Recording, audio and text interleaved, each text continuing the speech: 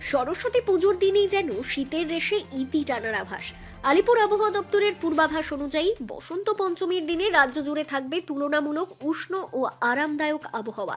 কনকনে ঠান্ডার বদলে উৎসবের দিনে মিলবে মনোরম পরিবেশ, যা পুজোর আনন্দকে আরও বাড়িয়ে দেবে। আবহাওয়া দপ্তর জানাচ্ছে, পুজোর আগেই ধীরে ধীরে বাড়ছে তাপমাত্রা। দক্ষিণবঙ্গের জেলাগুলিতে দিনের তাপমাত্রা স্বাভাবিকের তুলনায় 2 থেকে 3 ডিগ্রি সেলসিয়াস পর্যন্ত বেশি থাকতে পারে। ফলে সকাল ও সন্ধ্যায় হালকা শীত থাকলেও দিনের বেলায় শীতের দাপট খুব একটা অনুভূত হবে না। কলকাতা ও আশপাশের এলাকায় সরস্বতী পুজোর দিন আকাশ পরিষ্কার থাকার সম্ভাবনা প্রবল।